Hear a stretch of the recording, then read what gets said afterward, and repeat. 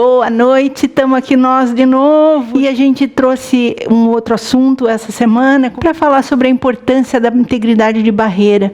Então, esse assunto ele tem tudo a ver, principalmente com os peelings. Se você quer conhecer um pouco mais de peeling, não adianta só conhecer as fórmulas ou a maneira de aplicar o produto, você tem que também conhecer a pele que vai receber esse produto, para não massificar, achar que todas as peles podem receber o mesmo tipo de produto, ou o mesmo tipo de formulação, ou até mesmo pHs muito agressivos e ativos também que são muito agressivos. Por mais que a gente saiba que existem peelings que são consagrados, né, como por exemplo o ácido retinóico, o ácido glicólico, talvez o teu cliente não esteja apto a receber esse tipo de produto, principalmente se ele já vier para o teu consultório com um tipo de problema que seria a deformidade, a desestruturação da barreira da pele, que é toda a composição da epiderme, não só o manto hidrolipídico e capa córnea. Então, é sobre isso que a gente vai conversar hoje, mas hoje nós vamos falar então de integridade de barreira. Por que a integridade de barreira é tão importante? Vamos ver aqui. A gente falou muito semana passada sobre o pH, sobre a saúde da pele, mas a gente tem que falar também sobre a integridade de barreira como um sistema de impermeabilidade da pele, de proteção da impermeabilidade. Quanto mais impermeável a pele for para a perda de água transepidermal, ela também vai acabar sendo impermeável para o teu cosmético que precisa entrar. Então, existe a necessidade, sim, de se fazer um peeling? Sim, existe, para que o cosmético home care se torne mais eficiente e não perca a potência que ele tem para reestruturar, até mesmo no processo de clareamento da pele, quando você precisa colocar um inibidor, um competidor de tirosinase, ou você precisa de um antioxidante, um neutralizador de oxigênio singlet, um inibidor de transferência de melanossomos. Então, como é que esse produto vai entrar se a pele estiver totalmente compactada, principalmente por sobreposição de capa córnea, seria o espessamento córneo. As áreas que são expostas ao sol crônica excessivamente tendem a responder com o seu espessamento. Isso é uma forma de defesa que a pele tem, porque, bem ou mal, a córnea, a célula, né, o corneócito, ele é um cromóforo e ele responde como? Te dando proteção para a pele? Espessando. E aí você vai ter uma sobreposição córnea muito maior do que o desejado ou do que o necessário, impedindo a permeação de um ativo ou de um cosmético home care. Também a aparência da pele vai ficar parecendo mais áspera, até mesmo mais envelhecida.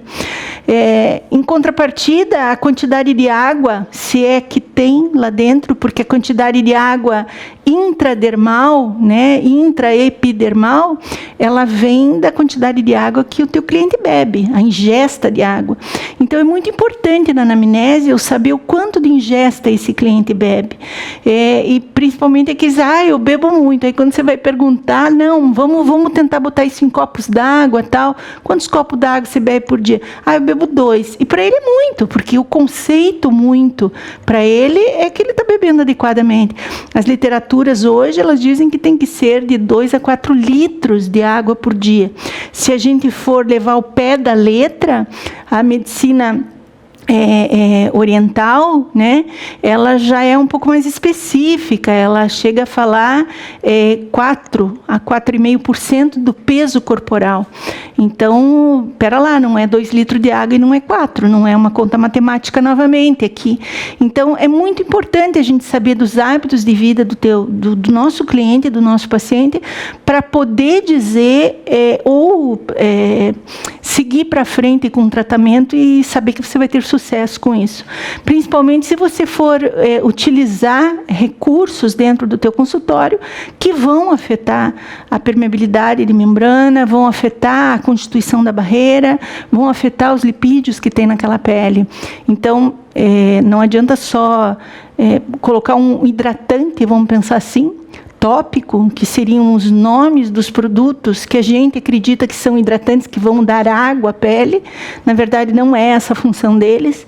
A função real de um hidratante é recompor lamelas, recompor lipídios para que a água interna não evapore, diminuir a perda de água transepidermal.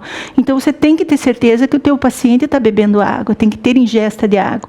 E se ele for um paciente que seja cardiopata, vamos pensar assim, ele pode estar tomando um diurético. Então, será que ele está tomando água o suficiente para repor aquilo que o diurético está fazendo ele perder?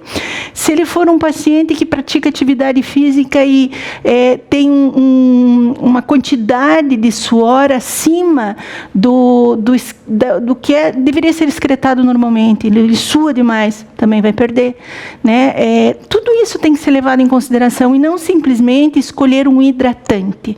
Lembrem sempre que o hidratante ele serve para recompor a barreira, para recompor essas lamelas que foram destruídas ou que estão permitindo que a água transepidermal e transdermal evapore, vá para o meio ambiente, mas não adianta nada você usar o melhor hidratante do mundo, o mais famoso, o mais caro, o ativo mais tecnológico que tem no mercado por aí, se o teu cliente não ingere água. Eu sempre digo assim, que o melhor hidratante que tem na face da terra é a água. E ela é muito barata, né? Se for parar para pensar, ela é muito barata. Então, vamos aproveitar desse recurso que a gente tem, que é ingerir água. Até eu digo assim, que é legal você ter no teu consultório o hábito, o paciente chegou, você oferece uma água, pode ser uma água saborizada, né? Não põe suco, não põe chá, às vezes o chá pode ter efeitos diuréticos também. Põe uma água saborizada ali e faz ele tomar um copo d'água antes do tratamento, um copo d'água durante o tratamento e um copo d'água antes dele ir embora. Ele já começa a perceber o quanto é importante para você essa ingesta de água. Eu acho que antes da gente entender qualquer função de um hidratante, a gente tem que entender a importância de se ingerir água. É muito importante. Para mim sempre foi, e eu sempre vou bater nessa tecla. Não adianta você ter o melhor ativo tecnológico que se chama hidratante, que é da família dos hidratantes, se o teu paciente não ingerir a água via oral. Então, é muito importante isso.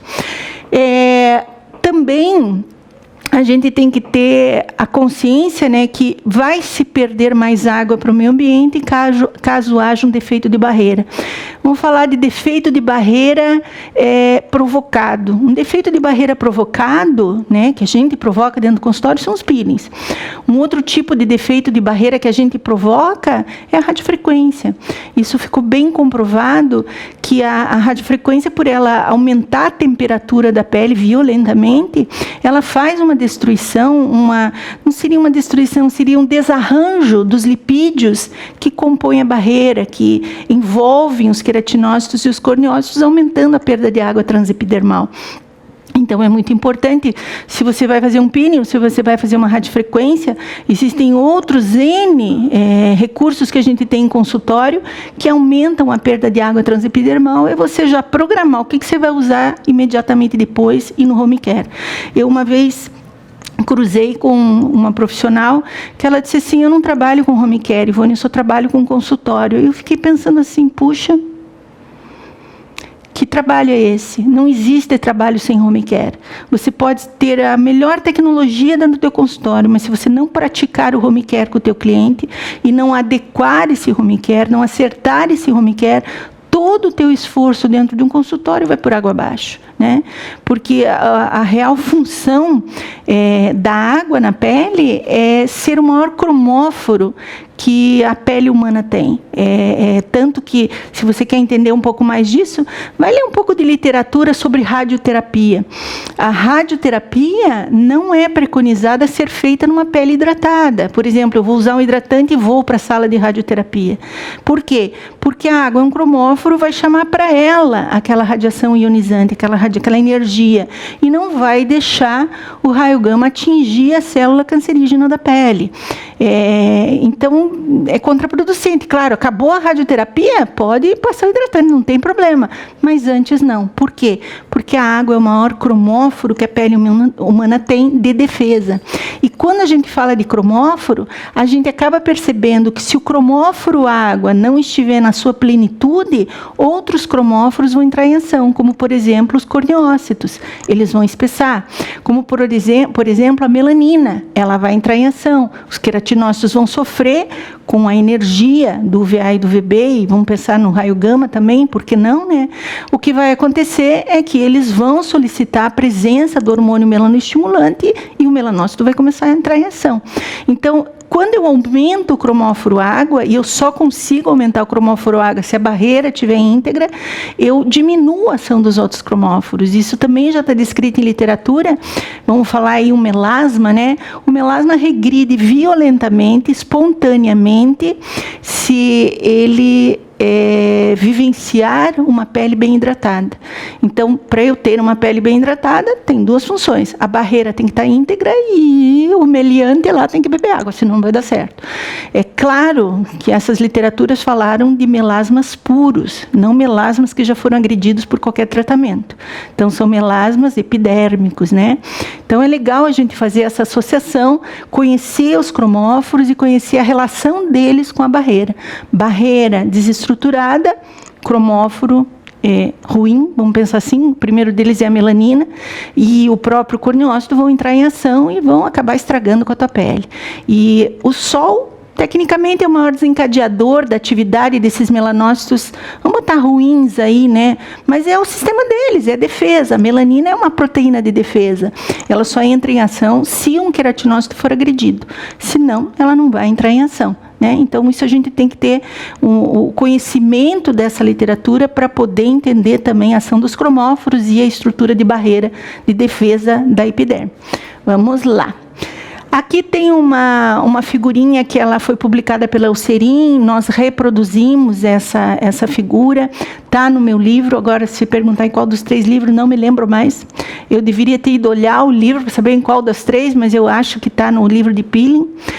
A gente reproduziu um desenho, o artista fez para nós, o Tomil fez para nós, mas eu resolvi botar o original aqui, porque é para dar créditos a Eucerin, que ela fez um desenho tão bacana para a gente poder entender.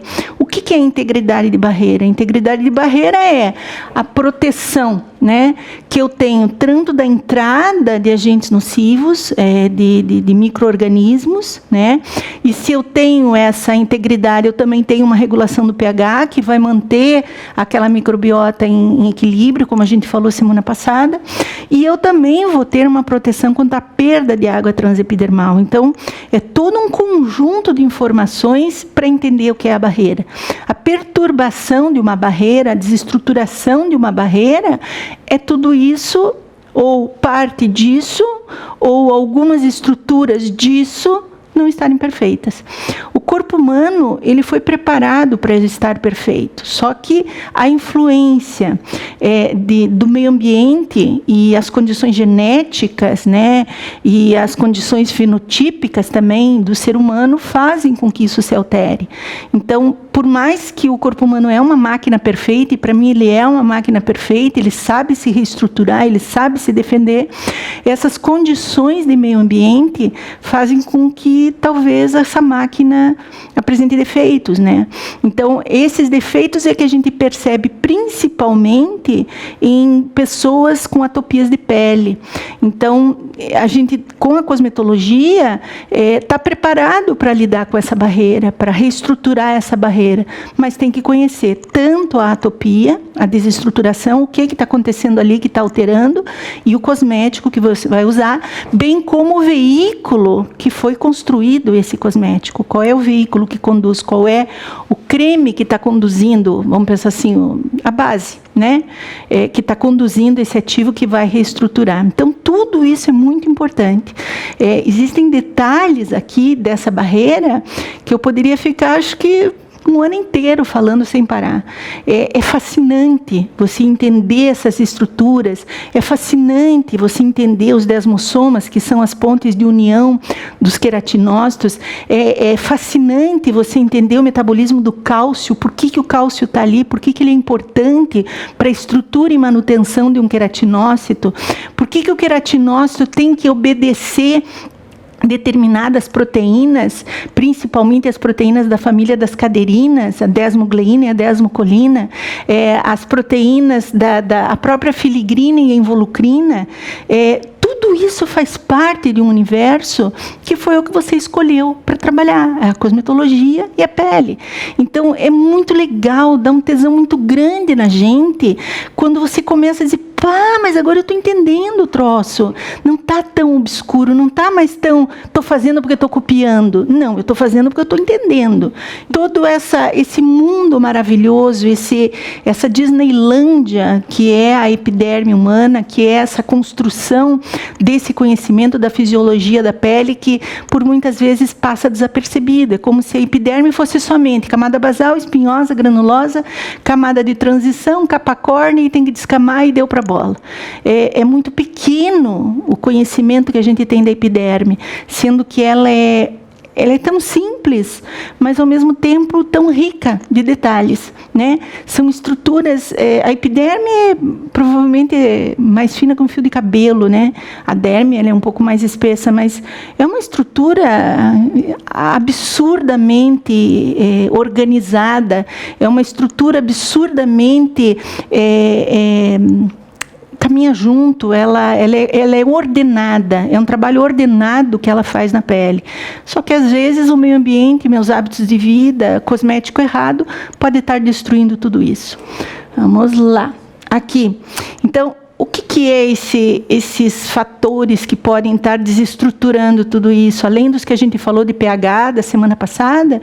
Então, eu tenho que pensar também exposição ao vento, o clima muito frio, clima muito quente, banho de mar, banho de piscina, produtos abrasivos que eu use constantemente em home care, procedimentos que eu faço em consultório que desestruturam o pH, desestruturam o manto hidrolipídico e vão acabar desestruturando a barreira, e principalmente se for numa pessoa que já não bebe água, né?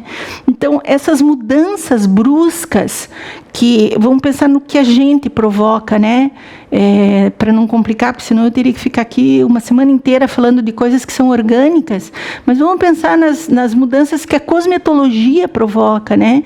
Então, a alteração brusca de um procedimento que eu estou fazendo em consultório e que eu não dou atenção no pós-procedimento. Isso é muito, muito complexo para a pele, que demora a se reestruturar. Por isso que hoje, praticamente não se admite mais essa agressividade dos peelings na pele.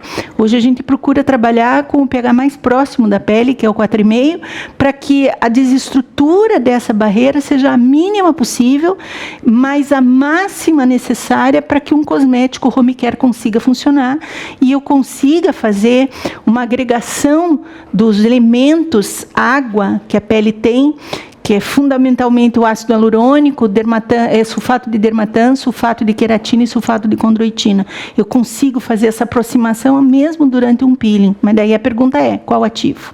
Né? Qual é o ativo que trabalha com isso? Qual é o ativo que consegue fazer essa atração sem fazer uma destruição significativa de barreira? Eu acho que é isso, é a gente estudar para frente, a gente ver o que veio de novidade no mundo da cosmetologia e não ficar para trás aí, né? 1960 já era, não tem mais nada a ver, 1970, 1980, não tem mais nada a ver. Tudo que se preconizava naquela época já caiu por terra. O que a gente tem que fazer é pensar para frente, né? E procurar estudos que façam essas comprovações, que demonstrem para a gente que a gente está no caminho certo.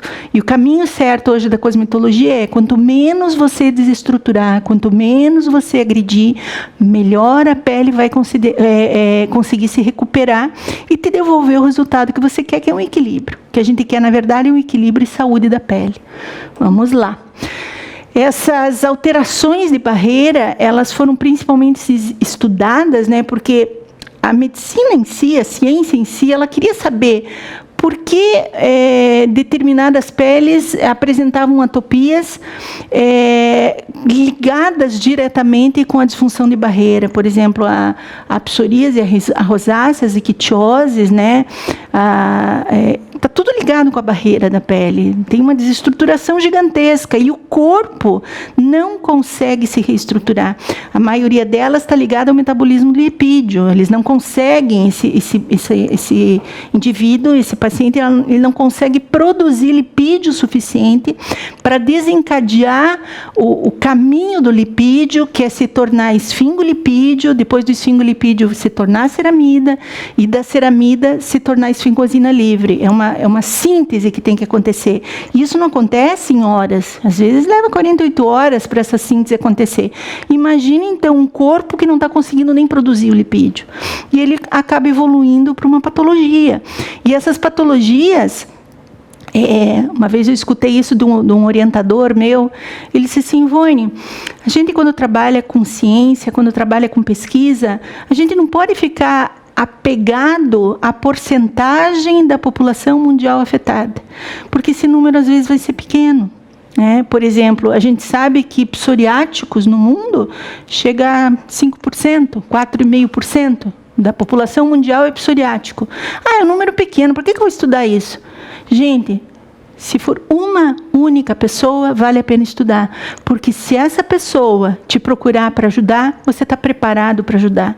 Então, eu acho que a gente da cosmetologia não deve ficar preso somente a protocolos. Protocolo para clarear, protocolo para ruga. Não, a gente tem que ir além, a gente tem que acompanhar todo esse universo que a cosmetologia dá para a gente e que pode trazer conforto e bem-estar para talvez essa pequena parcela da população. E mais ainda, você já pensou se essa pequena parcela da população fizer parte da tua família? Que show, você passou a vida estudando, mas você está ajudando uma pessoa que seja da tua família, um conhecido, um amigo, um marido, um filho, sei lá.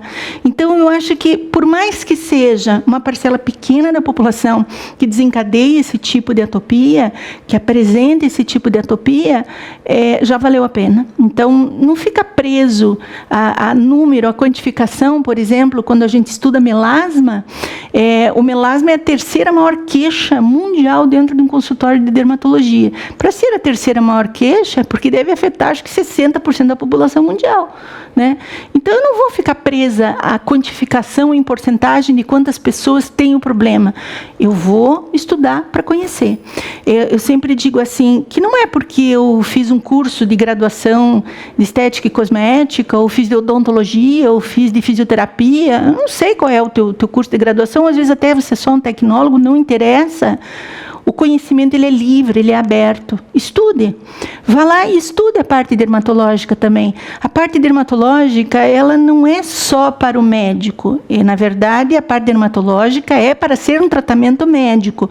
Mas eu, fala de mim, sou fisioterapeuta. Se eu quiser estudar, eu sou livre para estudar. Por quê? Eu só não vou prescrever o que o médico prescreve, mas eu tenho que conhecer. Eu tenho obrigação de conhecer essa disfunção, porque é a mesma pele, é aquela mesma pele que pode apresentar um melasma, ela pode ter uma disfunção dermatológica, né? Então, eu não estou falando de pessoas diferentes, de peles diferentes, não. Eu estou falando de um ser humano. Por isso que eu acho que a gente tem obrigação de evoluir enquanto estética e cosmética também no estudo, né? Querer saber mais. Saber não ocupa espaço, gente.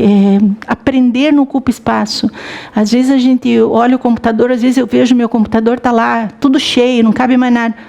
Bota um HD externo, já abre a mente dele, do computador, né, no reserva ali. Por que você não pode fazer isso com a tua cabeça também? Abre. Só que, às vezes, o que eu percebo em mim, estou falando de mim, estudar dói. Porque você se frustra, você lê o artigo e não entende, daí você lê de novo e não entende, daí você quer pegar o artigo, rasgar, queimar, fazer churrasco com ele. Mas você é mais forte que ele, você é mais do que ele. Aquilo é um pedaço de papel. Tá certo, foi alguém que estudou e publicou.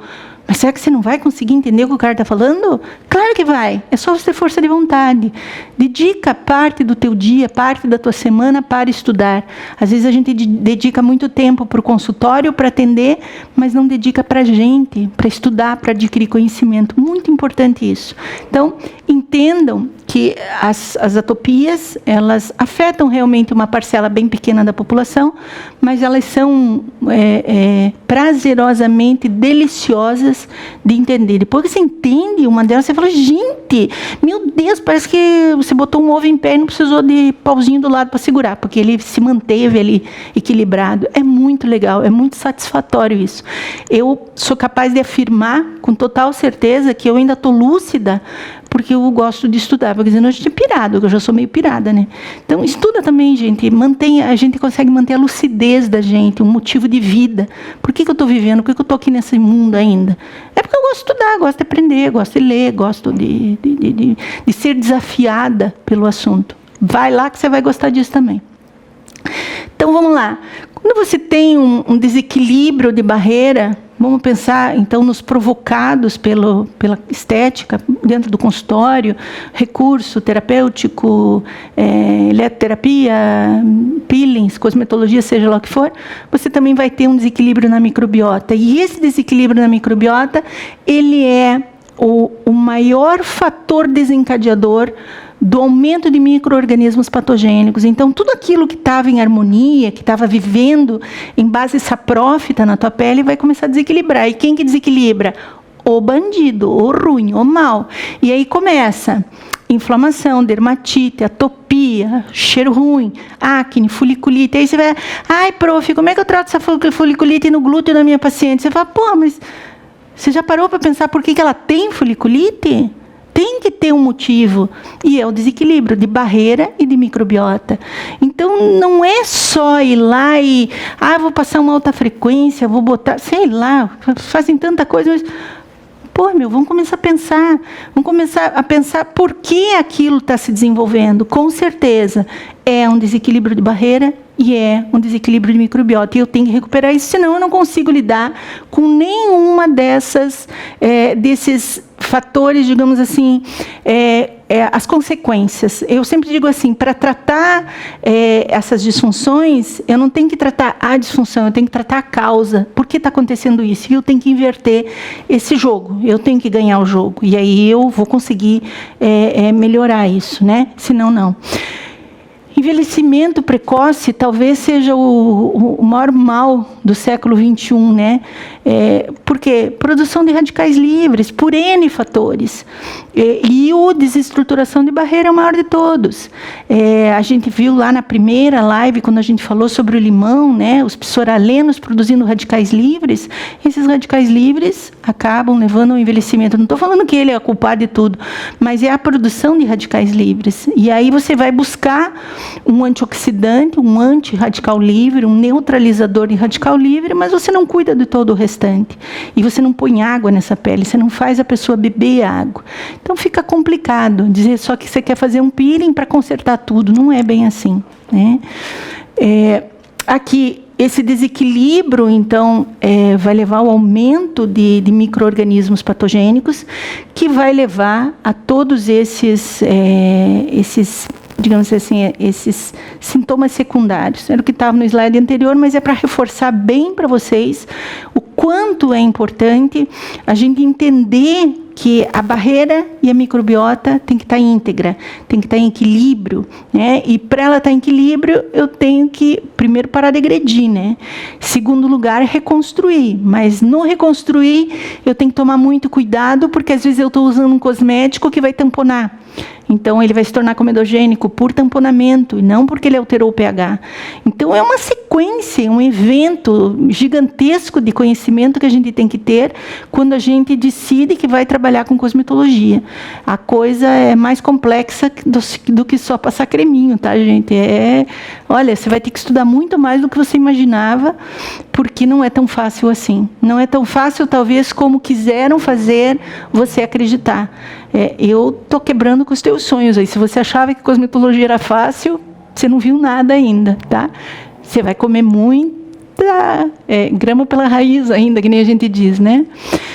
O pH, então, da pele, ele quando aumenta, né? Então, quando eu uso algum produto ou faço algum procedimento que aumente o pH, a barreira desestrutura. Então, não é legal a gente usar coisas neutras ou alcalinas, né? Agentes de cosmético. Inclusive, tem pessoas que não podem lidar com detergentes de louça, com água sanitária, com produto de limpeza, sabão em pó, porque perturba a barreira da mão e acaba desencadeando a dermatite. Aí você fala para a pessoa, mas não vai mais poder. Ah, mas eu preciso lavar louça. Aí dá vontade de dizer, então vai se fuder, porque, pô, eu sei fazer o que a ciência me ensinou, mas eu não sei fazer milagre. Desculpe a palavrão que eu acabei de falar, mas eu sou assim, né? Fazer o quê? Então, vamos lá. A gente sempre pensando que quando você altera esse pH e altera a barreira, os micro-organismos indesejáveis, os patogênicos, vão ganhar força.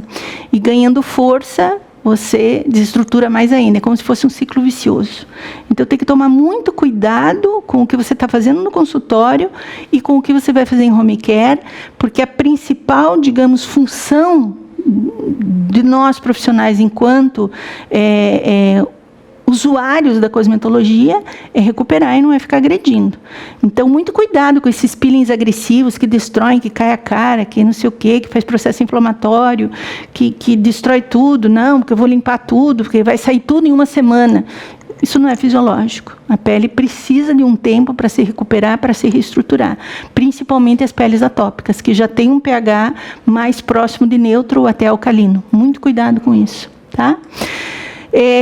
Aqui tem 2 artigos que eu coloquei para vocês que comprovam para a gente que a pele, quando está saudável, ela consegue se restaurar, ela consegue se recuperar muito mais rapidamente e ela consegue dar uma estrutura de barreira mais rapidamente, mesmo que ela não tenha condições histológicas de fazer isso. A cosmetologia faz isso por ela. Então, sempre pense, o que eu quero com a pele é torná-la saudável. Primeiro eu a torno saudável, depois eu vou talvez tratar a queixa que o cliente trouxe para vir para um consultório. Normalmente eu vejo assim, vou falar um caso bem claro, que fica bem... Ah, tem um melasma, vamos pensar assim, um pigmento pós-inflamatório. O que ele faz? Mete Kligman modificado em cima. Kligman era um fisiologista, um médico, e ele deu o primeiro impulso para nós dentro desse conhecimento dos peelings. Ele criou uma fórmula que era a base de tretinoína, que é o ácido retinóico, a hidroquinona e a dexametasona. Depois modificou, baixou um pouquinho a concentração da hidroquinona e trocou a dexametasona pela fluocinolona acetonida. Então mudou um pouco a fórmula, mas o espírito da coisa é igual. E aí já querem meter aquele troço, gente. Para e pensa. Corticoide de uso diário? Corticoide não foi feito para se usar assim na pele. Ah, usa aí que não dá nada. Hidroquinona citotóxica, hepatotóxica e altamente irritativa para a pele. Mas daí você acredita assim, não, mas ela está irritando, mas o corticoide vai lá e acalma. E daí o retinóico junto, tá certo, em baixa concentração home care. Para quê? Para fazer com que a hidroquinona entre. É uma bomba atômica aquilo. Então, o que a pessoa pensou? Não, eu vou clarear, mas em momento nenhum pensou que tinha que reconstruir, que tinha que organizar, que tinha que hidratar a pele. É como se a emergência fosse o melasma, o resto... nem sei que existe um resto ali. Na verdade, na minha concepção, é como se o melasma fosse o resto. Eu primeiro tenho que tratar o todo. E depois eu vou para cima da melanina e vou tentar degradar essa melanina e impedir a neoformação de melanina. Então, isso é tornar a pele saudável para que ela se reestruture. Primeiro, se preocupe com o que você está vendo e não com a queixa do paciente. Por exemplo, tem gente que pega a pele altamente reativa, quase uma rosácea, quase uma pele atópica, e já quer botar um peeling em cima porque a pessoa está reclamando de ruga, né? Não é assim. Primeiro vamos reestruturar, depois a gente trata. É a ordem correta de se usar a cosmetologia. Essa reestruturação que a gente consegue fazer também consegue diminuir a glicação do tecido, consegue diminuir os processos inflamatórios crônicos. Então, olha o quanto a água interna, a água que está dentro da tua pele, a água que você ingeriu e que conseguiu ser retida pela estrutura de barreira íntegra, é capaz de atuar positivamente na tua pele. Eu posso estar usando o melhor cosmético anti-inflamatório do mundo, mas se eu não tiver água lá dentro, ele não tem força. Os próprios clareadores, eles têm todos, 100% deles, tem descrição na literatura de que eles atuam com maior eficiência quando a pele está hidratada. Então, esse é um dos grandes motivos pelo qual a gente não começa a usar clareador, qualquer família dos clareadores, já imediatamente após um peeling, quando você aumentou a perda de água transepidermal. Você primeiro regula a água, então quando você entrar num pós-peeling tardio, aí você entra com o despigmentante, ou clareador, vamos pensar assim. Então, tudo isso, gente, é uma sequência de eventos, é uma máquina que funciona totalmente em harmonia. E se a barreira estiver desconstruída, essa harmonia não vai existir, tá? A gente sabe que os hidratantes aliviam essa condição da pele seca por desidratação, mas eles não consertam, né? Então, eles vão dar uma sensação de alívio por um determinado tempo, mas é só lavar o rosto, tomar um banho, entrar numa piscina, entrar numa água do mar, ele vai perder essa harmonia de hidratação da pele, essa maciez, essa elasticidade. Então, por isso que por mais que a gente use um hidratante tópico, a função primordial de um hidratante é reduzir a perda de água transepidermal. Então, tem que ter água lá dentro, né? Vamos falar sério. Vai reduzir a perda de água transepidermal se nem tem água lá dentro. Então, tem que ingerir água, né? É claro que eles não podem ficar fora desse plano de tratamento que você vai colocar para reestruturar uma barreira, mas fundamental. O teu paciente vai ter que beber água. Vocês vão ter que bater nessa tecla. É que nem eu digo assim, aí entra o curso de catequese. Você vai ter que catequizar o teu paciente a fazer o que você precisa que ele faça. Não é o que você quer que ele faça. É o que você precisa que ele faça. E eu acho que deu para a gente entender, então, a função da estrutura de barreira, a maior importância dela, além de manter a integridade dos lipídios que estão envolvendo essa membrana, né, da capa córnea e mesmo o interior da camada basal, espinhosa e granulosa, é manter a água lá dentro. Então, se você quer ter sucesso nos teus tratamentos cosmetológicos e mesmo finalização de peelings ou de equipamentos que você usa, você vai ter que manter a pele hidratada. Não dá para trabalhar com desidratação. Eu fico um pouco assustada, às vezes, quando eu percebo as pessoas dizendo assim, eu fiz um peeling. Daí eu pergunto assim, tá, qual peeling? Não sei, não me lembro. Tá, e o que você fez depois do peeling? Tinha que fazer alguma coisa depois do peeling?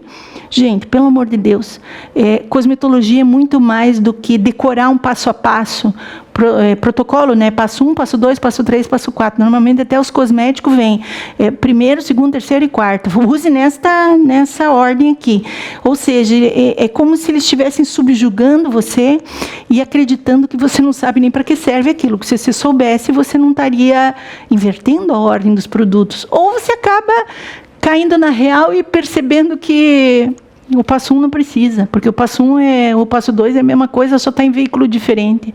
Então, gente, eu espero que vocês tenham gostado.